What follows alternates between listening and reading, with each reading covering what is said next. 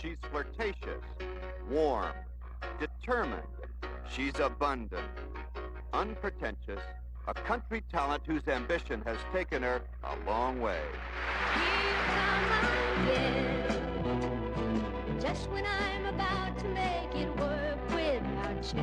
You look into my eyes and lie those pretty lies. And looks, I wonder, I came to tell you what you gotta do is smile and smile. Hers is a success built on unrelenting drive, ambition that has taken her from the hills of Tennessee to the top of the country music charts and far beyond.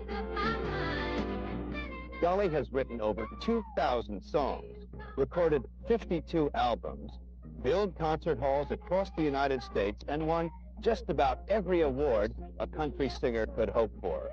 Her beautiful face has appeared on the most popular national magazine covers. She's just completed her first movie and is about to start shooting on the next. Who is Dolly Parton? How did she do it? To find out, we followed her from Nashville to Hollywood and back. I was always singing and always writing, always entertaining the family. My family is all very musical, but I was more of a show-off than most of them. She was born in a valley, she says a holler, of the Great Smoky Mountains of East Tennessee, the fourth of 12 children reared in this small house. Her parents were poor farmers who taught Dolly not to be ashamed of her roots, to be proud of who she was and what she was. Those lessons were evoked in her first big hit, Coat of Many Colors. There were rags of many colors, but every piece was small. And I didn't have a coat, and it was way down in the fall. It was a memory of a time when kids were very cruel about a coat that I had wore to school that Mama had made out of scraps. And they laughed a lot at me. And I mean, we had a lot of pride, and it insulted and hurt our feelings when people thought, well, those poor little young'uns, because we happened to think that we were, we had it made. So everything that's thought to be poverty is not. It is true, we had no money, but I was rich as I could be in my coat of many colors that Mama made for me, made just for me. Dolly was 5 when she wrote her first country song. At 10, she sang on Knoxville radio. In 1964, at 16, she was the first in her family to graduate from high school. A day later, she packed her guitar and her ambition and blazed a 400-mile trail to Nashville. She made the usual rounds of the record companies, determined to make it to the top. Her big break came in 1967, when she teamed up with the flamboyant country star Porter Wagoner. For 7 years, they were one of country music's most famous duets. We'll get ahead someday. We'll get ahead someday. If the sun comes up and we both come down, we'll get ahead someday. Then Dolly ended the partnership. According to reports, Wagoner charged that Dolly continued to perform music they were jointly famous for and sued her for several $1 million. 6 years later, they settled for an undisclosed sum and, according to the reports, all profits from this recent duet album. Wagoner refused to talk with us about the dispute. Dolly didn't. We had some hard times, but you always do when two people are very creative and stubborn, and I learned enough stuff to carry me through a whole lifetime. I learned what to do and what not to do in those 7 years in this business. With her family alongside, that's Sister Rachel doing makeup and Brother Randy on bass, Dolly began to take hold of her own future. According to country music critic Chet Flippo, she drew up a plan. In 5 years, she would be a star. She knew that management in Nashville was not really that professional, not that good. And she looked around and saw how are the big singers doing it, the Barbra Streisands and whatever. And she said, well, it's got to be L.A. or New York, and it's got to be some slick managers and promoters and producers. And she said, I'll go do that. And that's exactly what she did. She hired the same Hollywood manager who handled Cher and cashed in on that special Dolly Parton look. She was blossoming into a star, her image not at all hurt by closets full of contoured costumes and hundreds of platinum blonde wigs. I have lots and lots of cheap wigs and cheap costumes. I really enjoy being overdressed and gaudy because it kind of fits my personality. When I was little, I was too poor to be stylish. Then after I got involved, I was too busy to be stylish. But forget the costumes and the wigs. It was her childlike voice and her original country songs that guaranteed stardom for Dolly. Songs that tell real stories of real-life people, like a woman facing a broken marriage, starting over again. Starting over. Now where do you begin when you've never been out on your own? Starting over again. Where do you begin when your dreams are all shattered and your kids are all grown? What she writes is so honest that it can't be denied if you really listen to those words. And she's writing from experience, from human experience. And that's one great reason for her popularity. And at the same time, it's one reason for a resurgence in country music. My opinion of what country music is just simple stories, ordinary stories about ordinary people, told in an extraordinary way. How does a song come to you? Can you describe for me the creative process? It comes to everybody in a different way.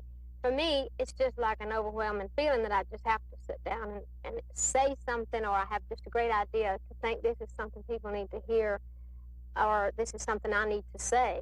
I wrote this song about 5 years ago about this old red-headed girl, looked a little bit like you, but she was trying to steal my husband. Other people's problems as well as thoughts of my own make me want to write, and I think that being able to write songs is the best psychiatrist that you can have. Jolene, Jolene, Jolene, Jolene, I'm begging of you, please don't take my man. Jolene, Jolene, Jolene, Jolene, please don't take him just because you can.